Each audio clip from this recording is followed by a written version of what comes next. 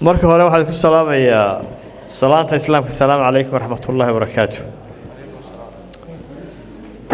marka labaadna waxaan jecelahay inaan u mahadnaqo reer Sheffield, odayada, hablaha, dhalinyarada,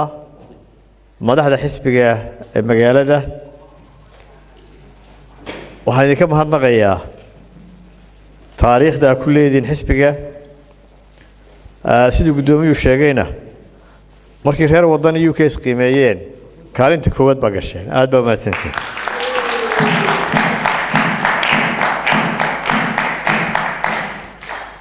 caawa brotokoolka koowaad waxaa iskale boqorka, ka labaadna waxaa le abwaandheeg. dhammaanteen waynu soo wada dhaweynaynaa, annaguna waynu ka soo yaro horreynay, marka iyagaynu soo wada dhaweynaynaa caawa. waxaan ku faraxsanahay runtii hadallada qiimaha lahaa ay halkan ka jeediyeen. hambalyadaa ka sokow laantu ay kaalinta koowaad gashay runtii ilaa maalintii la aasaasay xisbiga waxaan qabaa inaad kaalintaa ku jirteen.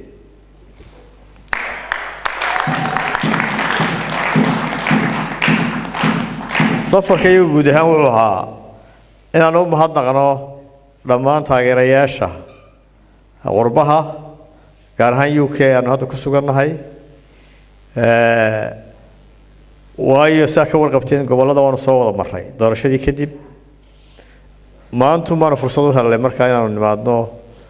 UK. markaa guud ahaan waxaanu idinka mahadnaqaynaa kaalintii aad ku lahaydeen xisbiga,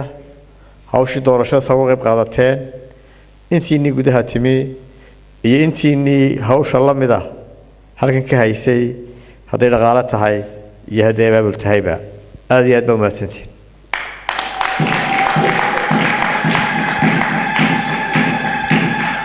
ujeeddada labaad aan u nimi waxa weeye inaynu dhisno xisbigii. reer wadani haddaynu nahay inaynu dhisno xisbi qaran oo casri ah waynu doonaynaa haddii ilaahay ka dhigo.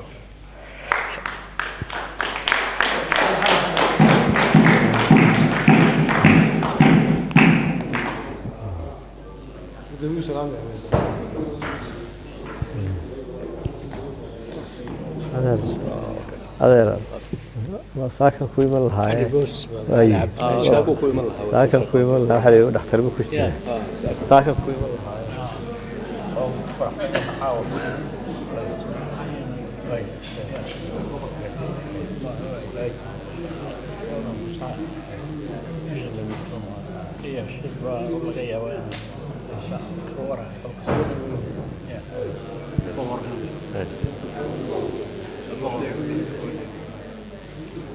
هاي reer wadani waxaynu doonaynaa inagoo ka faa'iideysayna waayo aragnimadii aanu ka helnay dhismaha xisbiga inaynu dhisno xisbi qaran oo casri ah oo ku salaysan xubnihiisa ama membershipkiisa ama ishtiraaga xubnihiisa oo aan ku dhisnayn reer iyo qabiil iyo deegaan midnaba. si taa loo helo waxaynu doonaynaa in dhammaan xubnaha taageera xisbiga ay isdiiwaangeliyaan haddii ilaahay ka dhigo oo ay yeeshaan track record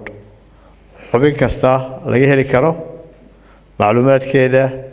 sawirkeeda, laanta ay ka tirsan tahay hadday tahay gudaha iyo hadday dibadda tahayba. wararkaas sugan aanu helaynaa waxaa weeye dadka reer Somaliland degan halkan ilaa 5,000 oo qoys bay gaadhayaan. haddaynu doonayno inaynu Somaliland badbaadino 5,000 oo qoysba waxaan ugu baaqaynaa inay wadani ku soo biiraan.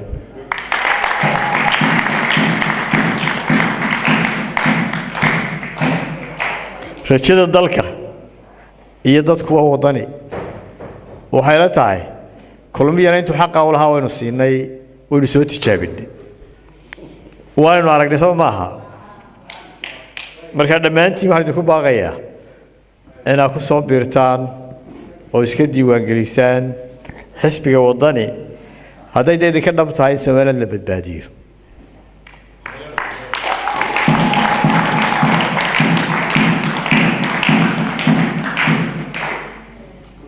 waxaan runtii maalin dhaweydda waan ka hadlay imikana waan ku celinayaa dadka aynu walaalaha nahay ee ku nool Sool gaar ahaan koonfurta Sool colaad baa dhex martay dad tiro badan oo walaalaheena ku dhintay qaar kale ku dhaawacmay colaadii wali way taagan tahay nabad waxa la isku dayay in la xidho hase yeeshee iyadoon xidhmin baa ciidamadeenu ka soo baxeen taasi waxaan u arkaynaa in khalad ahayd ama degdeg waxaan mar kale ku baaqaynaa dadka walaalaheena ee halkaa isku dilaya inay colaadda joojiyaan inay dagaalka joojiyaan wixii naga dhintayna inoo soo noqon maayaan wixii dhintayna ilaahay ha shaafiyo wixii dhintayna ilaahay ha u naxariisto wixii dhaawacmayna ilaahay caafimaad ha siiyo waxaynu ugu baaqaynaa in la gurmado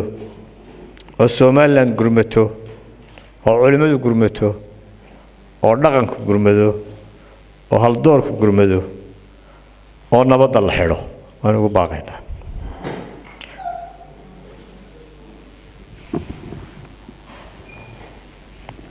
waxaa ilaahay ka baryayaa inaynu ku guulaysano oo lagu guulaysto hawsha nabadda in la xidho waxaan xukuumadda ugu baaqaynaa khaladkii markii hore dhacay inaanu dhicin oo ciidamadu dhex joogaan dadka shacabka ah ilaa inta nabadda la xidhayo labada beeloodna waxaan soo jeedinayaa inay u dheganuglaadaan oo ay dhegaystaan oo ay aqbalaan ergooyinka qaarna ku sugan yihiin qaarna ku sii socdaan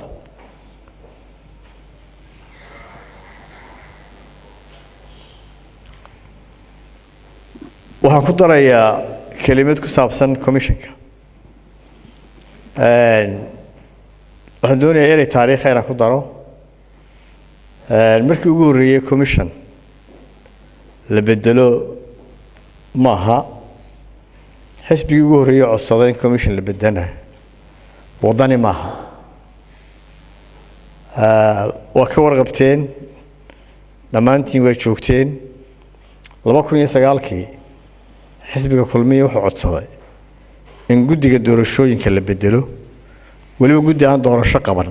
oo sabab loo bedelay aanay jirin wuxuu kala ku daray doorashadii deegaanka oo la qaban lahaa yaan la qabanin ee madaxtooyada laga dambaysiiyo madaxweyne Riyaale muu oran maxkamadda taga labadii uu aqbalay si doorasho u qabsanto wadani wuxuu u yiri commissionka la bedelo kaliya waxaanu leeyahay commissionka la bedelo doorashooyinkiina hal wada qabto anagu kuwa duba loo dhigay malihina waxa ku leenahay labadii doorashada hal la qabto xilligii uu soo jeediyay commissionka in la kala diro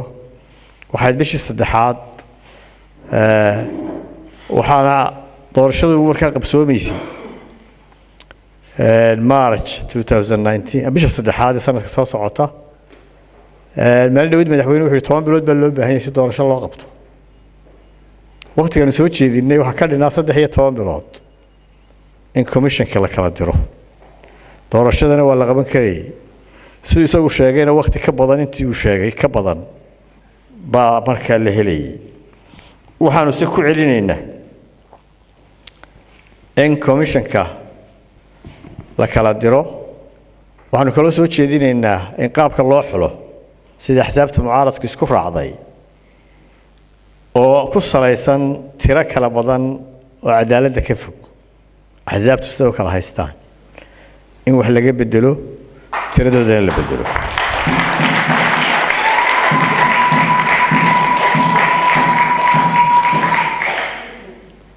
doorashada in la qabto xilkeedu madaxweynuhu saaran yahay madaxweynaha waxaan leenahay doorashadii qabo commissionkana kala bedel waxaan kala ku celinayaa mar labaad haddii xukuumadda iyo kulmiye ay shahaadooyin siinayaan iyo haddii kaleba commissionkani commission uu ku gelayo doorasho wadani maaha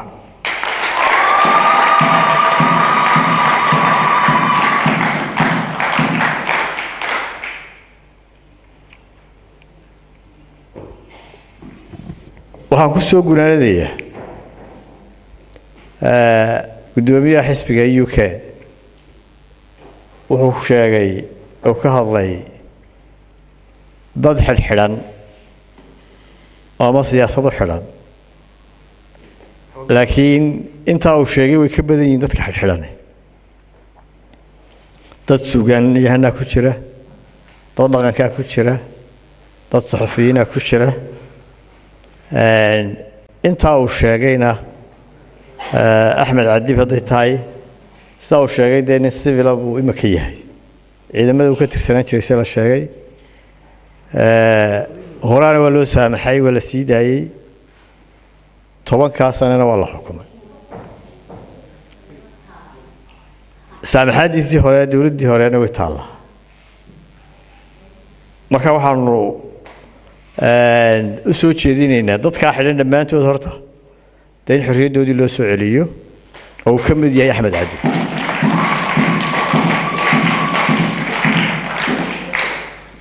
abwan baashay iyo saaxiibadiisa la xidhan waxay dadku way dul qaateen intii doorashada ka dambeysay oo dhan way xidhnaayeen haday dambi leeyihiin in lagu qaadaa way ahayd looyaradiisa maanta ugu dambeysay haday dhageysanayseen waxay yiraahdeen maxkamaddu waxay diiday dambiga loo haysto qoraal inay nasiiso nimankan dambiga loo haysto sida uu sheegayeen 3 jeer 4 jeer baa la yiri kalba waxa lagu haystaa markii ugu dambeysay waxay yiraahdeen in uu Saciid bay xidhan yihiin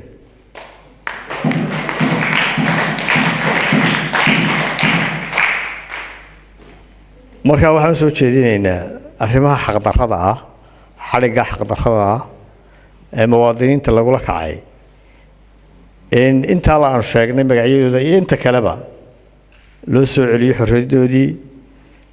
aad iyo aad baan idinku mahadnaqaynaa kulli waxa filayaa mala buugtu way idinku yarayde in la idin soo badiyay hay'adaha dhamaysteen baan u malaynayaa. Assalaamu calaykum wa rahmatullahi wa barakaatuh.